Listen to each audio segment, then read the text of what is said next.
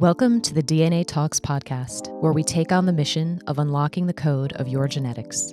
This season is all about you, upgrading your health, not just on the surface, but down to the root cause. Join us as your clinicians of the DNA company investigate your DNA and beyond. The intention of this podcast is to enhance your lifestyle by changing what is within your control. This does not substitute the medical advice given by your personal doctor, therapist, or other healthcare professional. Bonjour, mes amis, and welcome to this edition of the DNA Talks. My name is Dr. Krista Kostroman, and I am the Chief Science Officer here at the DNA Company, and I'm really looking forward to today's conversation. I think we're going to be getting into a few facets of health as well as healing that we haven't touched on often and yet can be incredibly powerful to your understanding of your body, to your understanding of your health, and to your understanding of your genetic expression. So, where are we going today? So, many of us know the world that we're living in is really starting to lean towards this idea of screens, seats, and really hustling for further and further cognitive performance. We're always looking for that cognitive edge.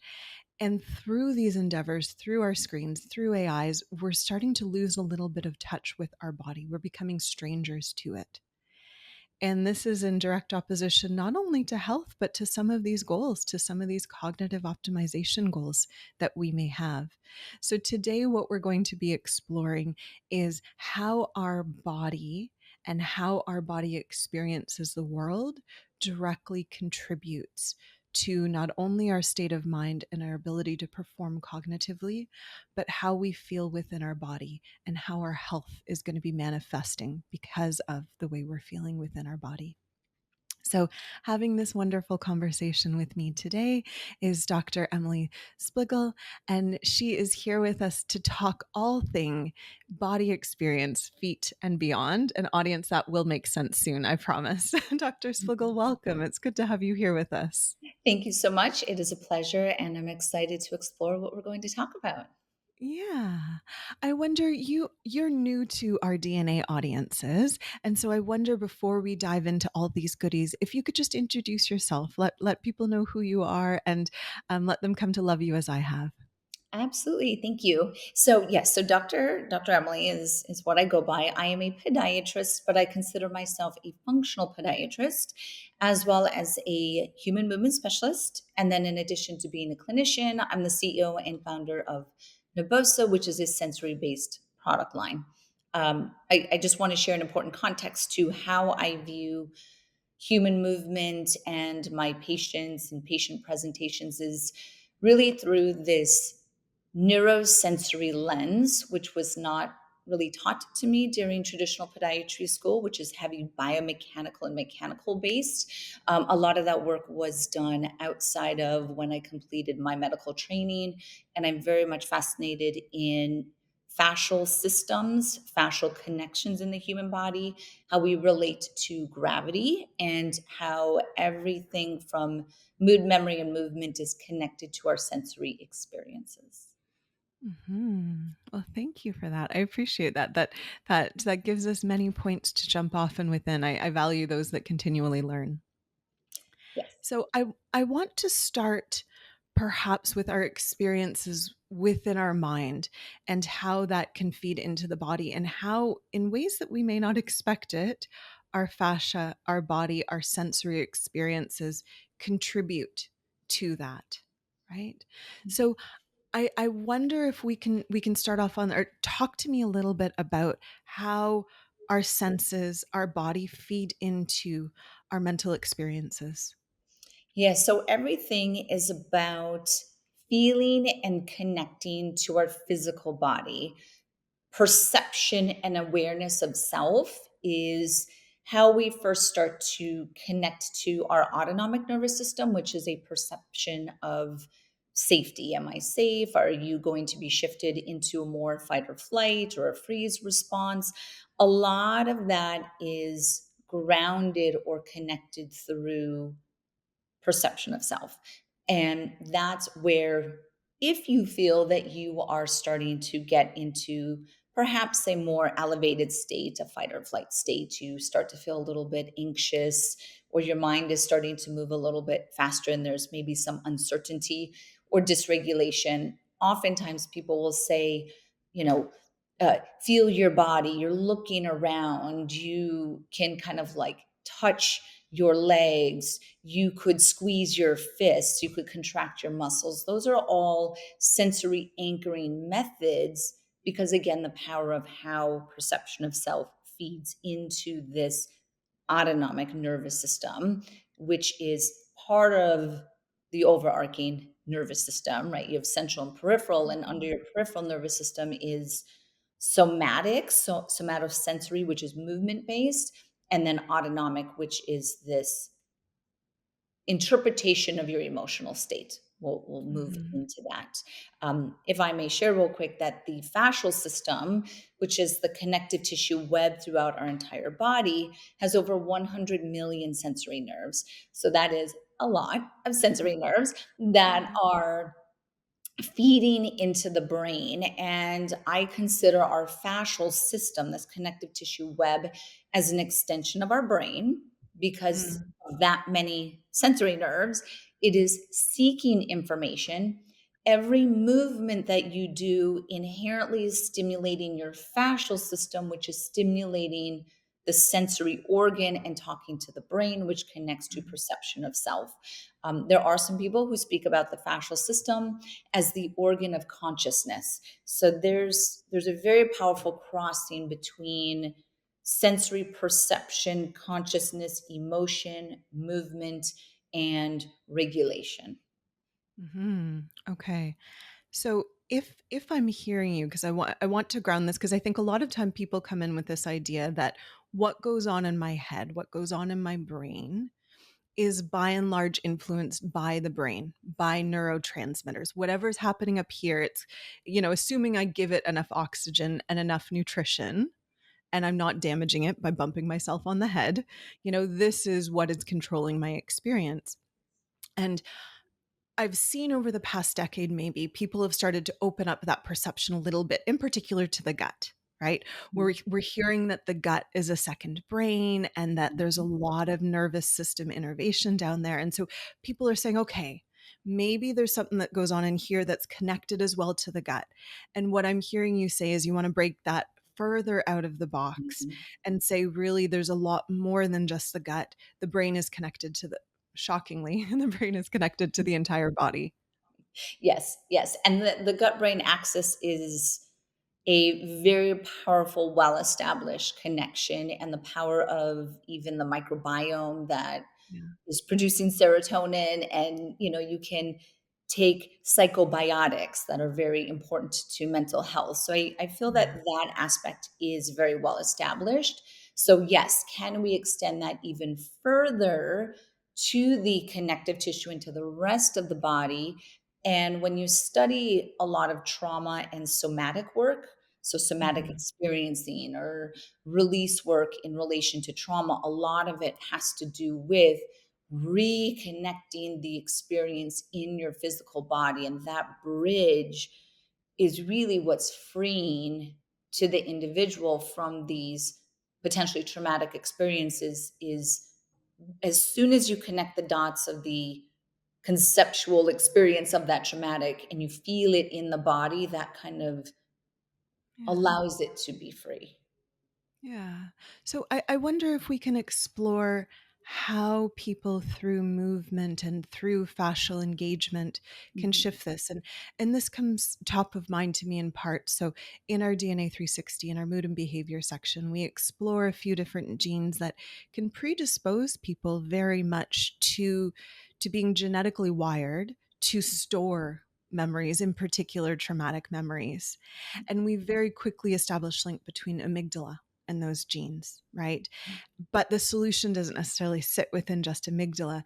Explain to me how leveraging fascia, how leveraging the body, especially for people genetically who are much more sensitive to this, my Adger 2Bs, my BDNFs, I'm looking at you guys, right? How can fascia support some of the healing, or perhaps even some of the prevention? Because wouldn't that be lovely if we prevented that more traumatic memory from being embedded in the first place? Yeah, no, absolutely. I would say that that would be a combination of body work. So body work is very much based around the fascial system. So it's myofascial body work, whether that is acupuncture, massage, actually getting in and making sure that your connective tissue is free, it's being touched, it's expressed. If there's any knots that might be holding on to some of the emotion, or it's sets the foundation for emotion to be held within a certain area. So that would be actual body work, is having a practice around fascial health through body work. It could be self body work. So that could be dry needling, foam, not dry needling, foam rolling, percussive therapy, stretching, things like that. And then the Mm. other aspect would be movement based. And where I find the most powerful expression with the fascia through movement is when you contract your muscles.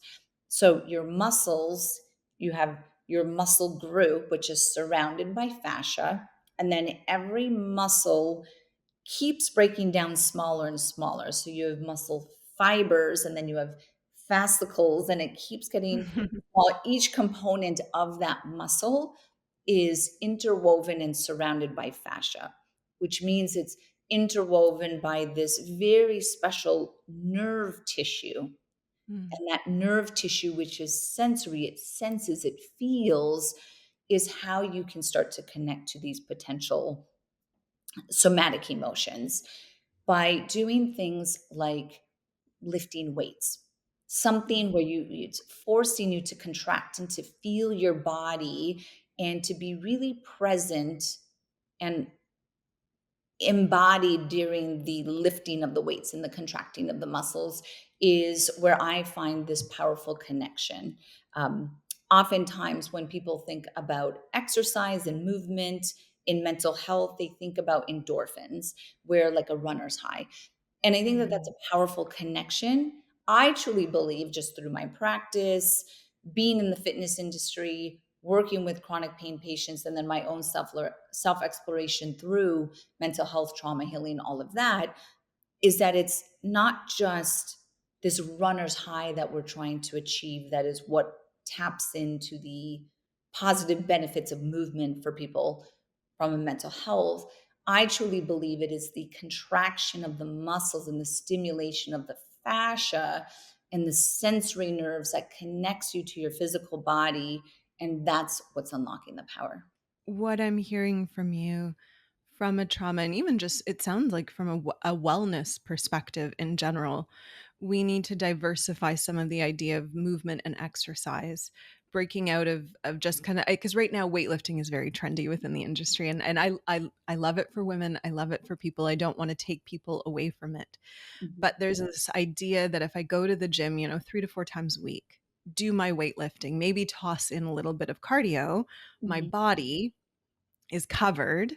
Mhm. But what I'm hearing from you in particular in terms of body work, in terms of fascia needing stimulation and body needing stimulation outside of something more aggressive, Yeah. there's a lot to be said for the gentle side of exercise when it comes to mental health, and it sounds like just mental well-being in general. Yeah, there's definitely a duality to it. Yeah. Um, and that's, I mean, I'm a huge believer of even like sound baths and Mm. vibrational frequency. So sound is vibration, and the vibration is sensory, and it's stimulating the fascial system.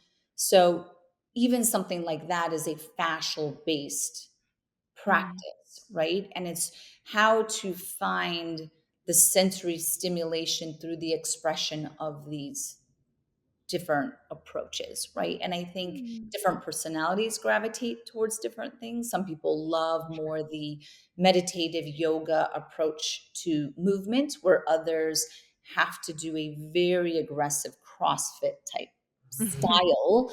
But I think it's what's important is the connection to self that is created through all of those methods. Mm. Okay. Okay. So it's almost not necessarily the what, it's the how. Yeah. Yeah. Yeah. Okay. Okay. And I suppose this speaks a little bit to when I was doing some preparation work for this, I listened to a few of the podcasts and I listened to several points where a lot of walking was discussed and how powerful walking can be for health. And I wonder if, to the end of it's not always the what, but the how, especially for people who are listening and say, the gym scares me, or it's just not accessible right now for whatever reason. I wonder if we can explore a few more of these gentle points that people can leverage as access points to their health. Yeah, no, walking is, especially walking outside versus say on a treadmill or an indoor track. But again, movement is what is unlocking the power of what we're talking about. Every movement we do is inherently stimulating this fascial system, this extension of your brain and this 100 million sensory nerves. So very, very important to understand that and appreciate that. It can also be thought of something to take you out of your head, to take you out of the intellect rational side that is continuously trying to Yeah. justify everything and kind of gets in the little vortex, is it takes us out of the head and into Mm. the body, and we're feeling that movement. We feel every step that we're taking. I'm very into walking that is, again, sensory based. So is it using minimal shoes? Do you have textured insoles in your shoes? So we're trying to connect a little bit more. Do you have wrist weights on, a weighted vest? Do you have compression apparel on? What are you doing that is enhancing that experience to further feed into the sensory system so it is a more connected practice? Bring it into nature, and just nature in itself is inherently healing. So I love when you can get multiple benefits through each experience that you're doing. So just walking in movement is powerful. Walking outside or in nature, surrounded in nature, is even more powerful. Walking with a sensory based additive, such as the few that I mentioned, is going to be even more stimulating and connecting. If you look at further benefits of walking, not just on the mental health side, but just in general, like the longevity benefits Yeah. of walking, is that it's really based around a walking speed. It's Mhm. about walking in a way that allows us to tap into the rubber band effect of our system. So, in addition to being an extension of our brain, our fascia is a rubber band. And every time you pull it and release it, is how you could think the rubber band effect. It is hydrating the system and driving a circulation or circulatory pump from your toes all the way to your brain. So that's very important as well. So optimal walking has nice, beautiful arms that are swinging. You're taking long strides. This means you cannot carry your bag with you. So everything is down so that you can truly move in the way that we were designed, that our nervous system was designed to move, but also our myofascial skeletal system was designed to move. Long steps with a nice speed, with a lot of momentum, so that we are essentially in this series of falls and we are feeling the ground, we're loading the energy, we're recoiling the energy. And with every step that you're doing it, I like to think of it as you're kind of wringing out a rag. And Mm. every time you wring the rag out and kind of keep twisting it, it is bringing further and further hydration and nutrients and circulation to the entire system. I love that this is where that conversation has started to go, in particular that microvasculatory element of it, and in particular why those systems are so important to our well-being. And so I wonder if you can explore that for me a little bit, because you've just said that moving fascia through walking in this, in kind of this fully embodied full motion sort of way really helps with ringing the system in and out, ringing the system in and out. Why is that important to our circulation, and why do we care about that ringing in and out? Yes, so we could think of circulation as a critical component of overall health, longevity, recovery. Is we have to essentially, you could think of it kind of like stasis. Where there is stasis in the body is where you get disease. As you continuously flush out systems, as you hydrate systems, you are supporting the repair of the tiniest tissues. As a podiatrist, this is very important to my profession because the feet Mhm. are the furthest away from the heart. So everything is itty bitty down there and it's the furthest away from the heart and the lungs. So that's where you need to get this continuous turnover. If you're even thinking about senescent cells and the body is just in continuous kind of Yeah. phase in, phase out, right? Like the new Mhm. out, discard, Yeah. flush, clean, right? That is the same thing that we need through our circulatory system, toes to head. That is our fascial system. Our fascial system, this rubber band needs to stay hydrated. And the way that it stays hydrated is oftentimes through movement. It Mm. feeds into the joints, it feeds into the nerve tissue. It connects to perception of self, which is emotional regulation.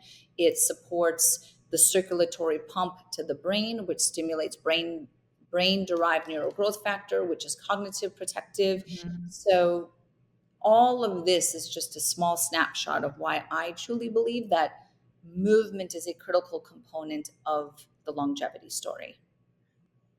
Give me a second because I'm very excited about everything that you've said.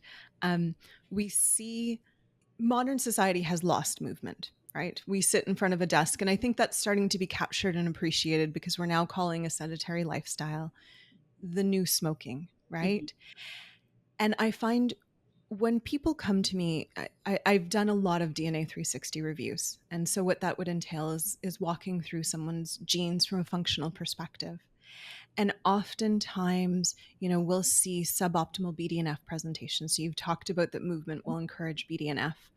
Or perhaps we'll see, especially within cardiovascular sections, vasculature that's more prone towards inflammation and maybe isn't primed to be producing a lot of nitric oxide. And so very much is at risk for that constriction, Mhm. right? And so, what I'm hearing from you is that movement can be one of these points where, for all these genes that we may not have optimalities for, movement can be that factor that can unlock and really support suboptimal genes and support this idea of this desire that so many people have of good longevity, not just longevity for the sake of longevity. Yes, yes, absolutely. And that I I cannot emphasize how important that is of how you Yeah. recap that because we can control certain things in relation to our DNA expression Yeah. and that decision, that conscious decision to prioritize walking and sensory based walking and walking in a style that is fascial feeding, fascial positive, a faster speed with minimal shoes, that we are going to do breath work. We're doing these different things that is unlocking and tapping Yeah. into this somatic based practice is a very powerful conscious decision that I encourage the listeners to explore because of how powerful it is. I always, to kind of like hit it home when we think about, a newborn baby that's born, Mm. some of the most important things that we are tracking within that baby's nervous system and the development are motor milestones, right? Like there's so much around that being the part of our story, our identity. It feeds every other system of our body, is Yeah. our ability to move. And if you change the way you move, you slow your gait, your walking speed, you become more sedentary, you have these movement changed behaviors for the Mhm. decline, you always inevitably will see a health and wellness and longevity shift for the Mhm. negative, right? It'll be, this is where comorbidities, disease, stasis starts to happen in the body. And that is such a powerful correlation. And to me, the decision to prioritize movement is one that becomes a lifestyle. You truly have to embody that movement is part of your expression and what it Mm. is to be human, and how are you fitting that into your day. Yeah. And that's such a powerful idea that movement is profoundly human and profoundly important to an idea of wellness. Because I've heard you establish, our trauma, that which isn't working so well, that what we experience can be captured and stored in fascia, as well as it can be released from fascia. And I wonder if we can also talk through this idea of movement being so foundational to humanity, or to being human, how Mhm. it informs our genetic expression. Yeah. Yeah. Can you explore that a little bit for me? Yeah. So I would say the genetic expression, so our DNA and the genetic side, which I'll leave you to be the expert on that side, but there's certain things that once we have that understanding, we are making the decisions to support healthy or optimal expression of that. Mhm. Yeah. So here on the movement side is something, again, to emphasize that we can control that. Yeah. I think that oftentimes there's an emphasis that the movement has to look a certain way, that it has to be so many thousand steps that we have to take every day, that we have Mm. to, lift a certain way, that we are recommended to get this much, elevate our heart rate for this many minutes every week, so many times, right? We get, American Heart Association recommendations and things like Mhm. that. But I think that if we make every movement part of it higher quality, the quantity of it is less important. So that is where I'm a big believer in being fully, fully present in the movement that we are Mm. experiencing. Um, to kind of further support that is we are in a very disconnected state, as you had said, right? We're very AI based, we're technology, Mhm. that oftentimes people during their movement they then feel that they have to get lost in that movement, that it's just a continued distraction in that, where I like to look at movement that is forcing you into the present, movement that is creating a new movement literacy. And I'll give you a few examples of that. Is And some of them are examples that I'm going into, but the listeners can kind of take their own Mhm. exploration.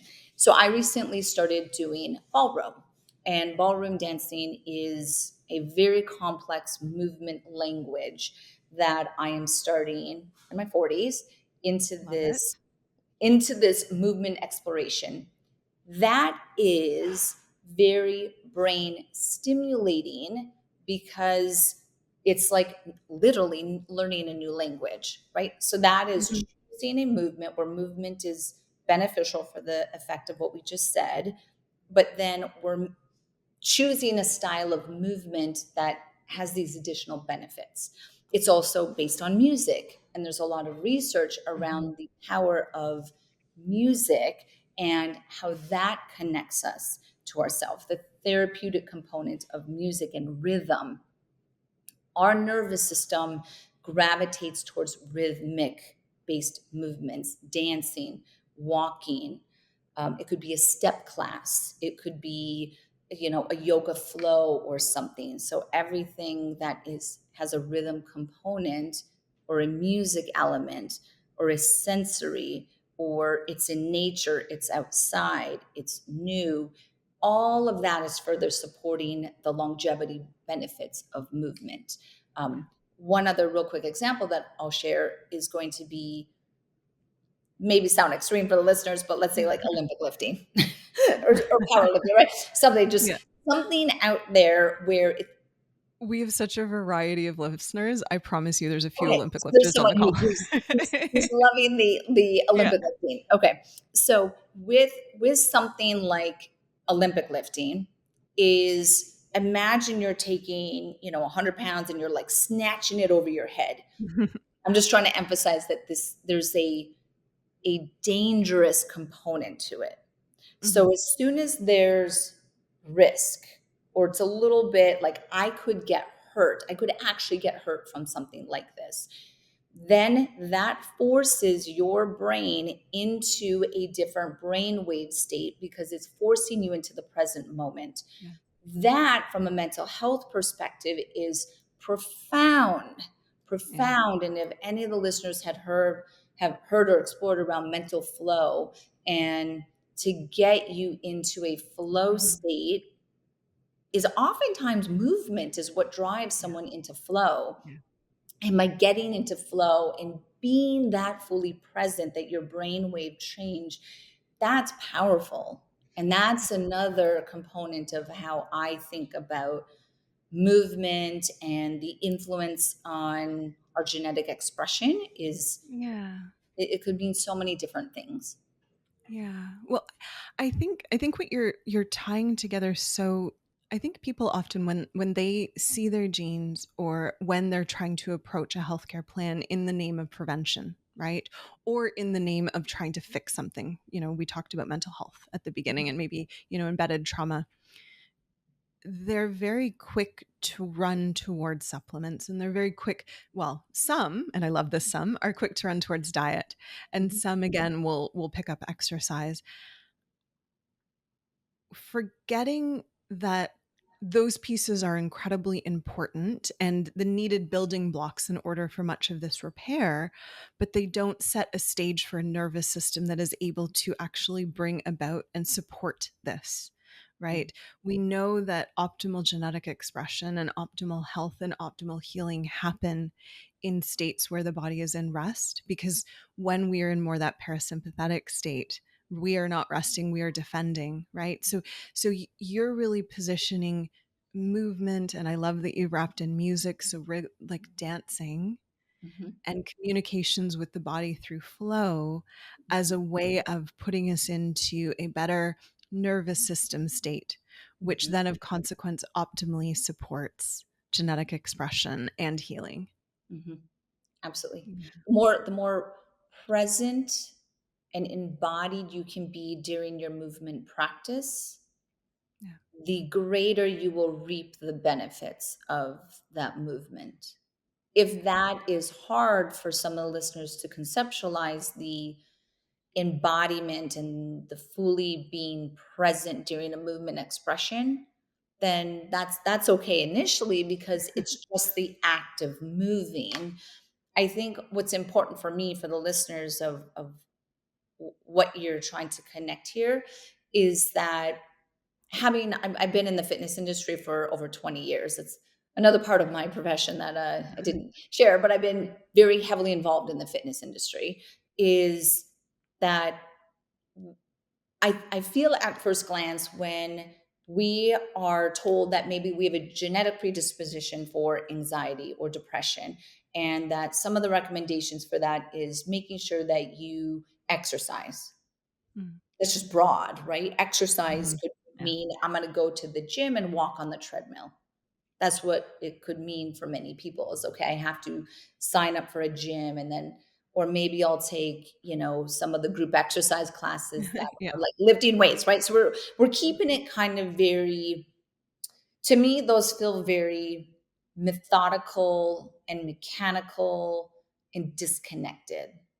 Where I want the listeners to really understand that present based movement that is rhythmic and highly sensorially stimulated, is that is in nature, that is maybe new, so it's novel and you're learning something like new dance steps, or has an element of danger, or it's a skill that you have to be present to learn the skill, that's just tapping into this next level of the power of movement. And that's the power that frees the body of this emotional kind of trapped emotions or trauma in the body. Is it's not just walking on the treadmill. It's a little bit more than that. And I love movement. I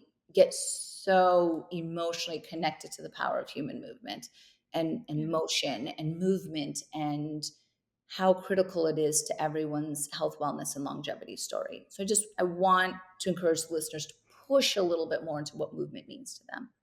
Yeah, yeah.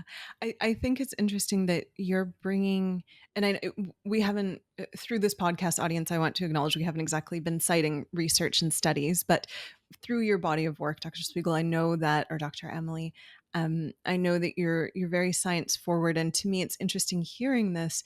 You're really speaking of old technologies, right? This idea of dance and of embodiment, Mhm. that different traditions, I think yoga very instinctively through the Ayurvedic tradition, right? A movement based medicine, Tai Yep. Chi, there's a few others, right? This was known. We have known this for a long time that this sort of embodied movement is integral to human health. Yep. It's only until recently, I guess, we have the science vernacular, the science language to really put words to it, to put an explanation behind it. Whereas before people just believed it and did it. Yeah. I find a lot of intuitive Eastern philosophies, you could say, where it just intrinsically felt like the right thing to do to free trauma in the body, if we want to stay with that one, Mhm. through chanting, dancing, music, drums, things vocally, because of the vagus nerve, of how the vagus nerve connects into the throat, right? And it is very powerful to see that. And when you look at the fascial component that we were speaking about earlier, there is now a lot of research around fascial connection to interoceptors, which are the emotional sensory nerves in the human body, that is bringing the evidence-based approach to what we were just discussing. But to me, it's so beautiful and validating and encouraging to see people intuitively doing something, and then they hear the research and it's just like, Yeah. okay, that just validated what felt Yeah.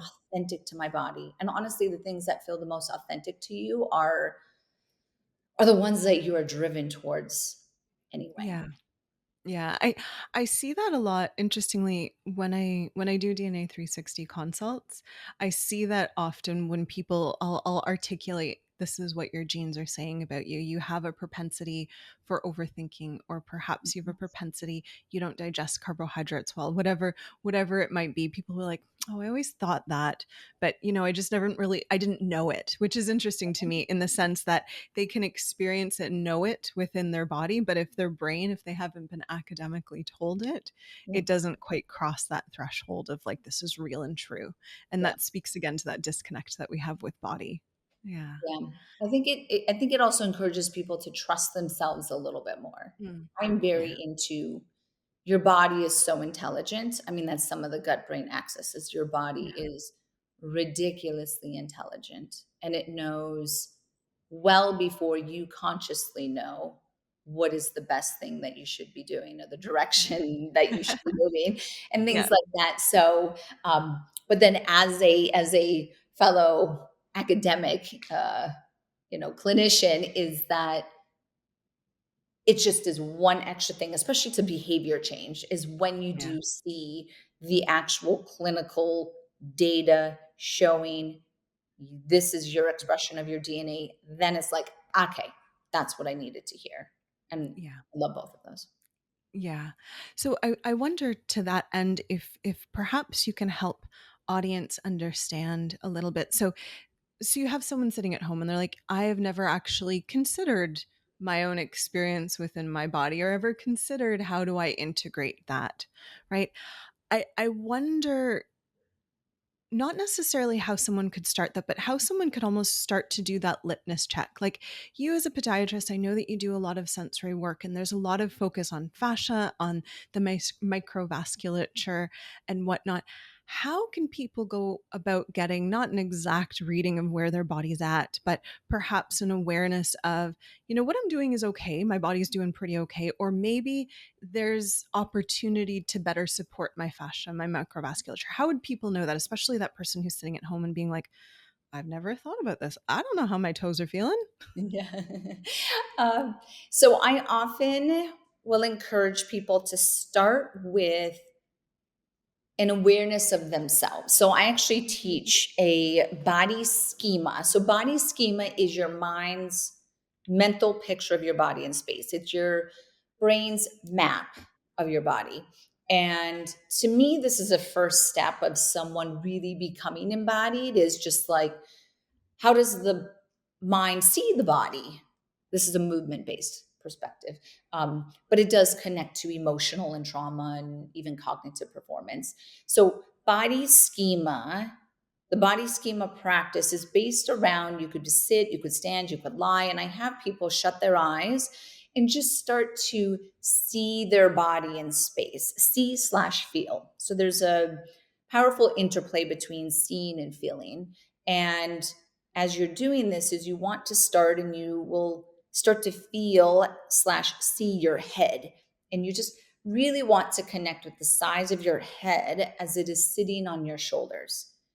And how much space is it taking up? Because that's important. That's how we navigate our body in space, is through an accurate representation of your size and shape in space. Connects to movement.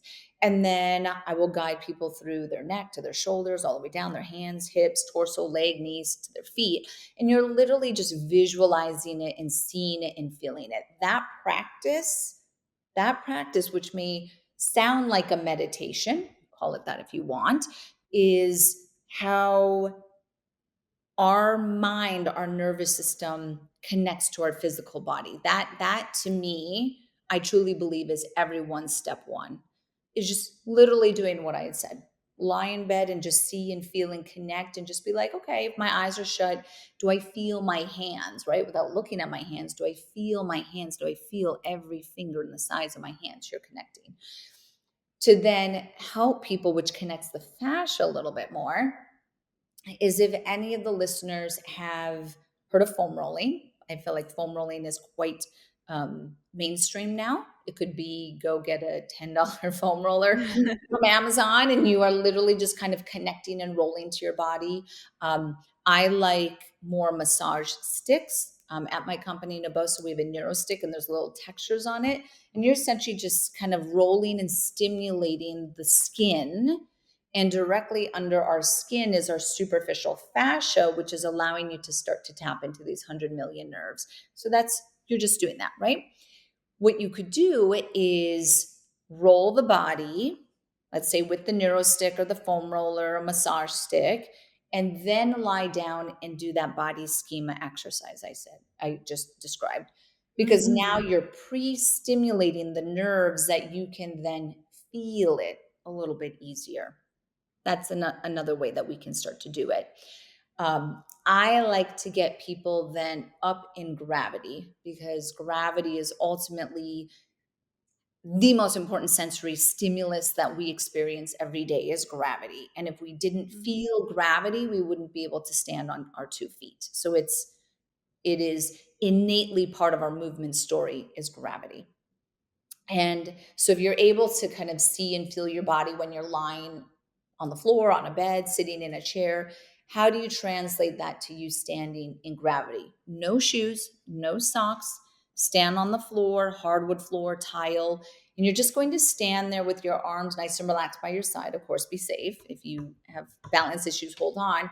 But similarly, can you shut your eyes and can you now orientate and feel your body in gravity, and see and feel your size and shape as you are now in this orientation?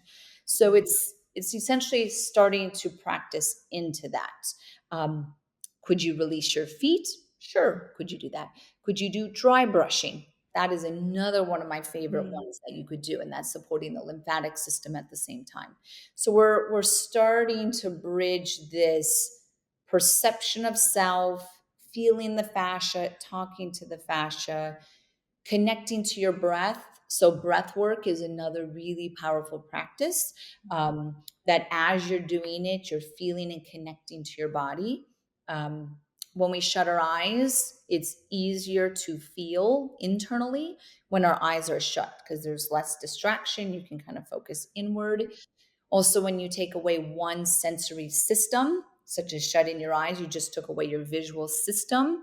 It actually upregulates the other sensory systems. So it truly is allowing the other systems to talk louder or to be louder to your brain when you take away one system, such as shutting your eyes. Okay. Okay. So, audience, what I've just heard is, and these are beautifully accessible things that can be done at home. So, lying down and visualizing and feeling body, and then taking it a step further, perhaps even touching body with different tools, be it a foam roller or a massage stick, so that body starts to feel a little bit of novel stimulation. And then, the overachievers out there can then stand up Mhm. and really start to exercise and feel what it feels like to have a body in space. And I find that very fascinating that you haven't said anything. You're not asking people to go out there and learn a very complex dance or anything like this. This just standing there can be a gentle invitation to start reintegrating with body. Yes, Yeah. because the reason why, what I'm trying to establish, and I really hope the listeners are connecting to it, is that that's where it has to start to unlock the power of movement Mhm. that we've been speaking about for the whole show. Yeah. Starts with you feeling your body and the trauma to body connection that we started the conversation around means that we have to first feel that body. So you have to Yeah. understand the schema and you have to see and feel your shape in space. So embodiment is really, really powerful. Um, so that's why it's always my first step. Mm. One other audience, as far as where I oftentimes will start with body schema work, is when it is individuals where I'm trying to prevent falls, or maybe they Mhm. had a stroke or they had a concussion. So there's some sort of neurological injury or disease kind of in there.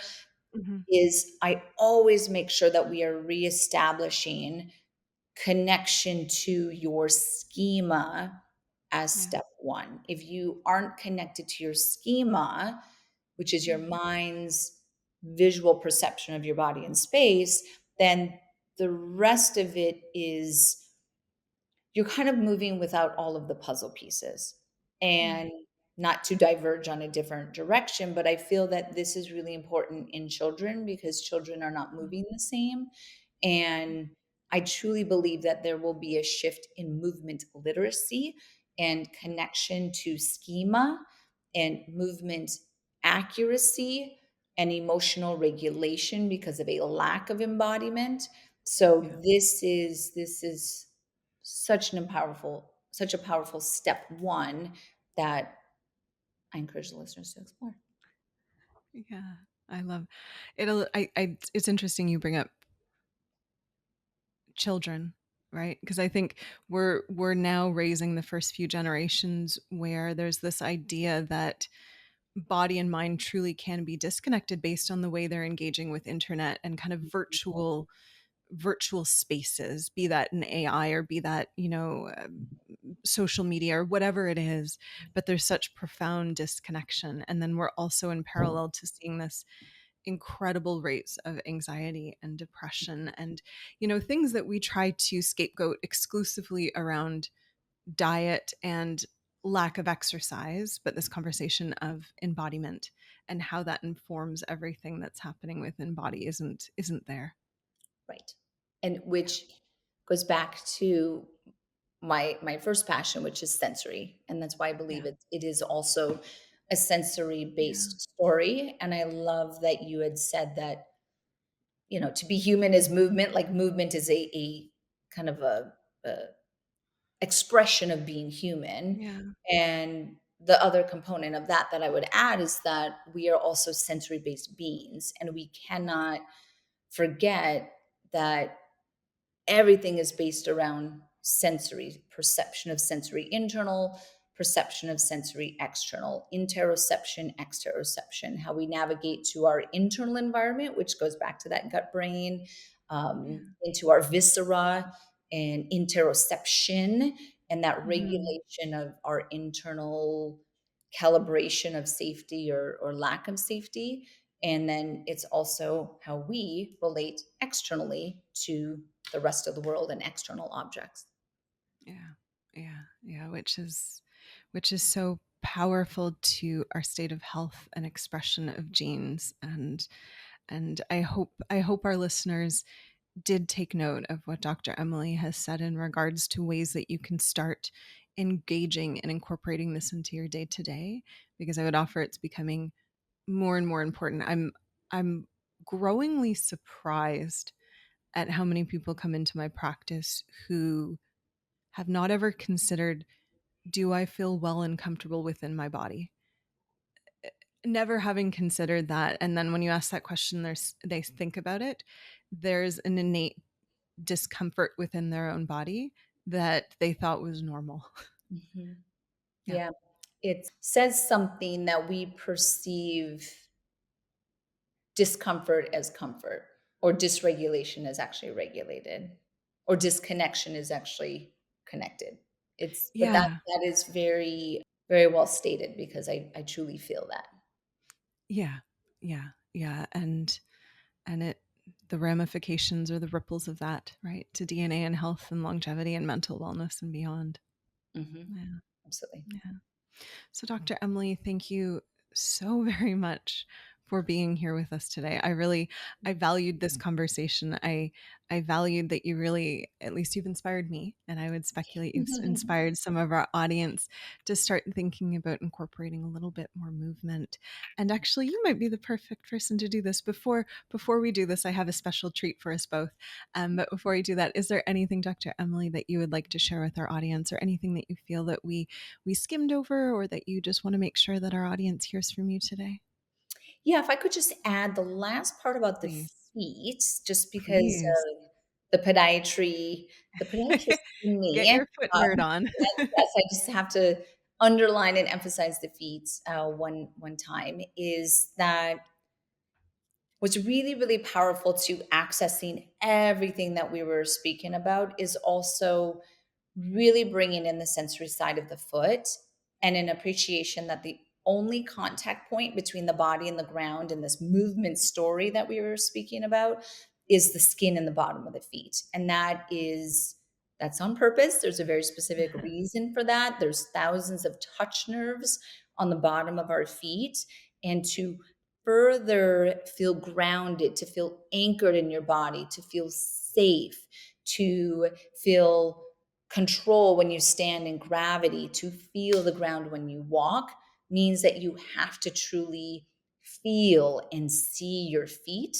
And through that, I encourage people to get out of their shoes and socks, to spend time barefoot, to be outside barefoot, to explore surfaces that are textured or vibration, or just feed and challenge that side of your feet. And as much as the fascial system is an extension of your brain, I truly believe that the skin in the bottom of our feet is the gateway or the entry point into our brain. Okay. Okay. And audience, if you're looking for some textured things to play with, please, in the show notes, we will include links to Dr. Emily's company, where they have several products that are very specifically designed in order to connect the skin of your feet, the skin of your feet, to this sensory exploration, to this sense, so that this can be embedded again as part of your daily practice. Yeah. Yeah, wonderful. All right. So, Medell, one thing I do, and this is, I'll be honest, this has exclusively been in webinars, but I feel like this is going to resonate so strongly with you. At the end of every webinar, I invite myself and my co-host to dance out. And initially, this was because there was a beautiful research study that looked at, we know that, and we've explored today, that exercise has incredible impact on mental health. And this study looked at what's the best form of exercise. I believe it was for depression or anxiety. I read this so long ago, I don't even remember. I just got excited about the results. And they found that dancing was by far the best form of exercise. If you're someone that's struggling with mild to moderate anxiety or depression, I don't remember which one, that engaging in dance is one of the best exercises for you. And so, of consequence to that, for the sake of everyone's mental health, at the end of every webinar, I invite people to dance out with me. This is not, I know this is not a webinar, but it's a podcast. But I felt like this would be right up your alley. So if you're open to it, from the chest up, we are going to dance out of here. So audience, Dr. Emily, thank you so very much for being here with us today. We look forward to seeing you again. If you have any questions from this, don't hesitate to reach out with them. I would imagine we can rope Dr. Emily into another dance in a future podcast as well. Stay cool. All right. Thank you, Dr. Emily. Au revoir, mes amis. 1, 2, 3. There we go. Dancing without music has got to be so delightfully misplaced.